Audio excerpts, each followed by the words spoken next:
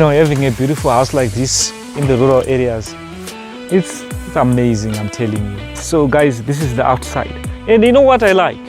The first impression was the entrance. Look at this. I like this. This is beautiful. This is a demarcation, between a beautiful house and a farm. There's a beautiful house over here, and over there, there's a farm. Look at this.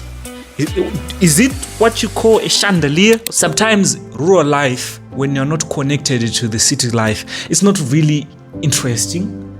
It's really hard. But when you connect both, wow. Modern life and rural life. Hello, my guy. How are you? You're going to be the best content creator in Africa. I was telling myself, you have to speak to yourself most of the time. Let's talk about the fact that this house is in the rural areas. In Dema, guys, in Zimbabwe. So guys, I am here in Dema, and this beautiful house that you see behind me belongs to Gogo Makhaya. She is in the diaspora, and I asked her for this opportunity. Gogo Makhaya, I want to go and see your house that is in Dema. And she said, okay. And I am here, and guys, I'm going to take you on a tour to show you how people are doing it in the rural areas. And I have to give it to you guys who are in the diaspora, who are doing amazing stuff back home here in Zimbabwe. And not only Zimbabwe, Africa at large in general. People who are in the diaspora are building back, in their countries specifically. And she told me this is my retirement home, and I'm telling you, she's building this place, and it's really amazing that such a beautiful house is in the rural areas. I know that a lot of people are doing it out there, but please, if you're watching my video and you have a beautiful house like this in the rural areas, please invite me. I want to visit your home. And the most interesting thing that Gogo Makhaya is doing is that she's doing projects, and I'm going to show you guys. This is really amazing. If you are inside of this house, this well-built house, you would think that you are in the city. You are in Harare, in Borodeo, something like that. I did a video before of a house that was for sale, and they were literally saying that the house was an open plan. And I think this is an open plan. If I'm not mistaken, correct me. Those who are into real estate, those who know their thing, is this what we call open plan, where there's a kitchen, and at the same time, there's, the living room. Like, is this a living room? I barely know the difference between a dining and a living room. But all I know is that what I'm seeing right now is beautiful. This is the kitchen. This is the kitchen. Look at this. Look at this. Show them this, bro. Show them this. Maybe I'll build a house like this in the future. My wife would be actually on that side, cooking. And I'll be just over here waiting for the food. I love food. Dinokara. In Shona we say Dinokara. Okay, what do you call, in your own country, whoever is watching this video, from different countries, what do you call a person who loves food that much? Here in Zimbabwe we say munanokara, munanojigisa, something like that. As for me, they'll say, munanokara, but they don't get fat. They eat a lot, but they don't get fat. I love what they did here. Look at this. The animals and, the people from, long ago, that African aspect on this thing, it's really amazing. And, the sofa, the couch, I don't know what you call it, because I've never, had an opportunity to sit on something like this. But this is comfortable. Is it what you call a chandelier or something like that? If it is, I love what I'm seeing. The lighting in this house, the lights, they're very modern. You won't see them, but the house, they will be light. Look at this. Look at this is amazing, I'm telling you guys. Is this not the dining room? I don't know what they call this one. But look guys, this is my YouTube channel. I say whatever I want, and I have people who correct me in the comment section below, because I'm always truthful to you guys. I don't know the difference between a dining room. I grew up in a house where there's probably a 3-room house. So to sit in a place like this, it's a dream come true. And I'm telling you, making these videos for you guys, this is a dream come true for me. This is a dream come true. Sitting at a place like this, eating my fancy food, eating my chickens. I mean, look, the most interesting thing about rural life, you have a beautiful house like this one. This is what we want in Africa. People who do both city life and rural life. Sometimes, let's be honest with each other. Sometimes rural life, when you're not connected to the city life, it's not really interesting. It's really hard. But when you connect both, wow. Modern life and rural life.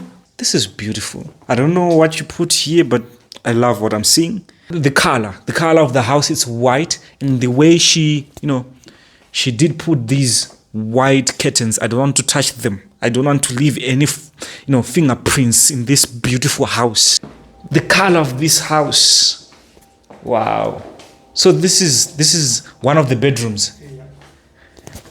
Yo. So this is the wardrobe. The wardrobe. Oh. Guys. I'm speechless. So this is the bathroom. Yo, this is the shower. There are many toilets here. I thought it could be only one, but I was wrong. And this is one of the other bedrooms, isn't it? Wow, it's nice. Oh, the most interesting thing about this house is that they have a solar system. If you are staying in rural areas, you have to have a solar system. And the solar system that we have here, it can power the whole house, the fridge, and other stuff. That's all I want.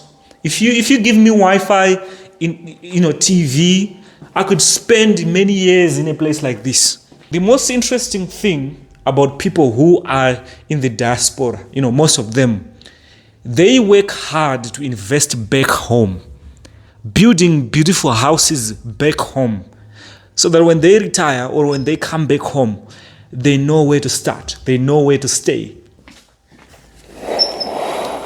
So this is a hole. Wow. I am so happy. I mean, look at this. This is a hall where you can even, do a party in this place. You guys, look at how big this is. I told you, this is the same house. Oh my God. I am happy to be given an opportunity to film this house. Gogo Makhaya, I am so grateful. And you are an inspiration to me, to people who are watching. Imagine having a beautiful house like this in the rural areas, and at the same time have a farm, a chicken farm, a rabbit farm at the same time.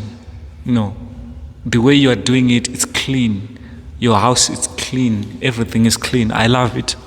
At your house, if you have a gas tank outside, it literally means that your house is big. People who have a small house barely do this, put a gas tank outside of their house. I'm just saying. And what you're seeing over there, this is where they keep the chickens and the rabbits. I grew up in a place where I used to see hunger like that much, but they're sort of like running away from me. What I know is, for me, since I started doing, interviewing entrepreneurs and farmers, what I know is that if you keep these kind of chickens, this is a lucrative business. You will never go wrong. We have Brahma, we have Buff Orpington, and then there's a special breed that is over there. I'm actually going to show you. We have Black Astrolabe. I don't want to lie to you guys. When I grow up, in the future, I want to have a place like this. This is something that can make you have a peace of mind when you are in the rural areas. This breed that I'm holding in my hands is called Red Buff Orpington. You guys, I used to hate farming like that much, but now I'm starting, to love farming, especially, keeping of chickens. These kind of breeds, I'm telling you, they are very special. They are very special, and I'm starting to know a thing or two.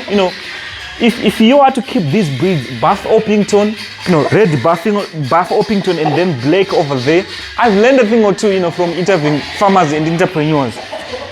Of all the breeds, As for me, I like this one, Buff Orpington. It's a fancy. As for me, I would keep them just for fun. Just seeing them every morning I wake up in the rural areas. So the main reason why people would keep chickens, especially in Zimbabwe, if I'm to say, it's for meat production.